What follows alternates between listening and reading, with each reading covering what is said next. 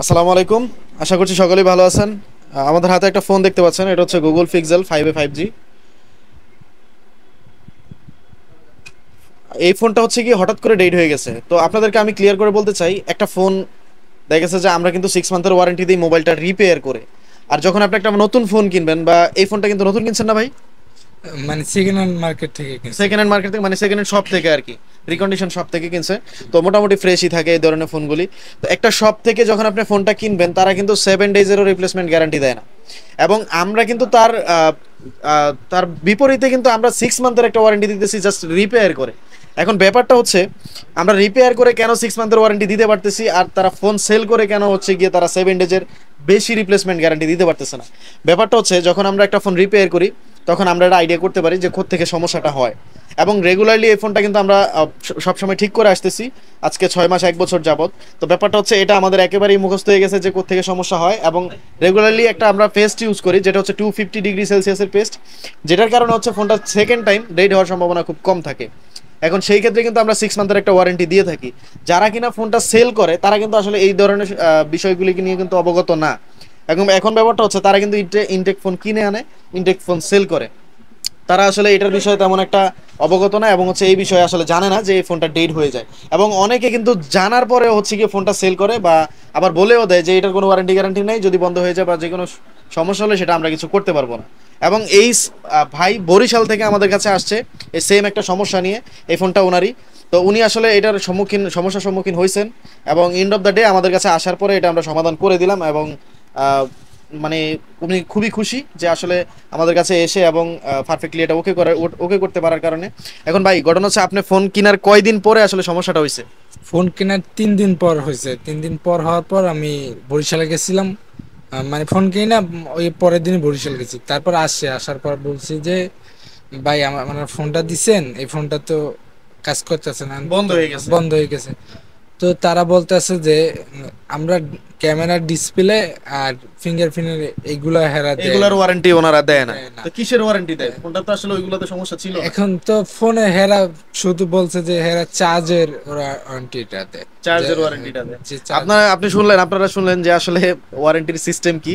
মানে মানুষের এক্সকিউজ দেওয়ার মতো মানে অনেক কিছু থাকে, আমরাও কিন্তু আসলে আমরাও এক্সকিউজ দিতে পারি।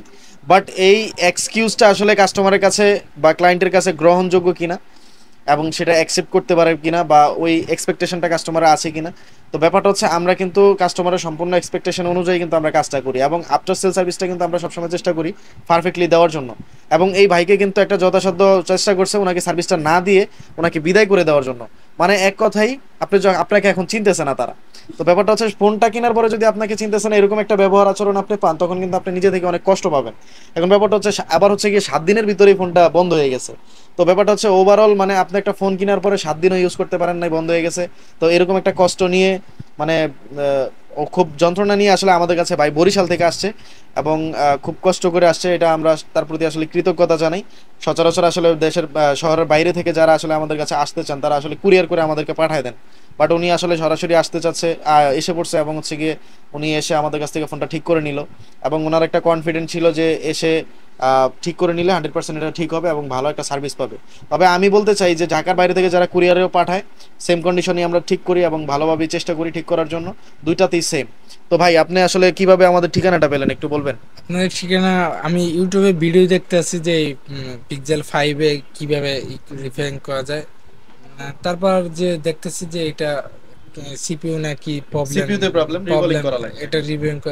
তারপর অনেক ভিডিও দেখলাম, তারপর আপনার ভিডিও সামনে এলো, তারপর দেখতেছি, তারপর আপনার চ্যানেলের ভিতরে দেখলাম যে আরো ভিডিও, মানে পিক্সেল 5-এর ভিডিও আছে। তারপর আপনার নাম্বারে ফোন নক দিলাম যে ভাই, তারপর আপনাদের এখানে আচ্ছা আসলাম, আচ্ছা, তারপরে আমাদের সাথে যোগাযোগ করে যোগাযোগ আমাদের করে এখানে আসলেন। জি আসলাম। তো ব্যাপারটা হচ্ছে, আপনারা যারা এই ধরনের প্রবলেমগুলি ফেস করেন, আপনারা কিন্তু মানে একটা ভুল সিদ্ধান্ত নেবেন না। আপনারা অবশ্যই মহল্লায় এটা দেখাবেন না। এটার কারণে হয়তো বা আপনার বিভিন্ন ধরনের দুর্ঘটনার সম্মুখীন হতে হয় আপনাদেরকে। এবং আমি আশা করব যে আপনারা যারা আসলে ভিডিও দেখেন, তারা অবশ্যই একটা জিনিস সবসময় চিন্তা করবেন যে ভালো একটা এক্সপিরিয়েন্স যারা আছে এই ফোনগুলি ঠিক করে, বা স্কিল যাদের ভালো এই ফোনগুলি রেগুলারলি ঠিক করতেছে তাদের কাছে নিয়ে যাবেন, যাতে করে আপনাদের কোনো ধরনের সমস্যার সম্মুখীন না হয়। এবং আসলে ভাইয়েরও এই ধরনের একটা সমস্যা প্রায় উনি ফেস করতে গেছিল, বাট হচ্ছে গিয়ে যে কোনো কারণে উনি ভাগ্যক্রমে হচ্ছে ফিরে আসছে।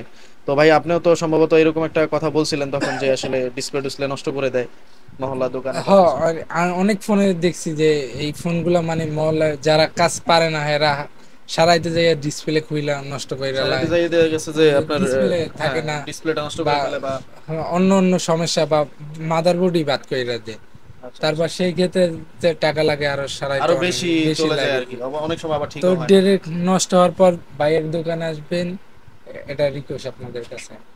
আচ্ছা, তো ওনাকে অনেক অনেক ধন্যবাদ ভাই, আসলে অনেক কষ্ট করে আমাদের কাছে আসছেন এবং অনেকক্ষণ সময় দিলেন। আসলে উনি খুব কষ্ট করে আসলে বরিশাল থেকে আসছেন এবং ঢাকার বাইরে থেকে নিয়মিত ভাবেই যারা আসলে আমাদের কাছে আসেন, আপনাদের সবাইকে অসংখ্য অসংখ্য ধন্যবাদ এবং আপনাদের মূল্যবান সময়টা আমাদের এখানে দেওয়ার জন্য অনেক ধন্যবাদ।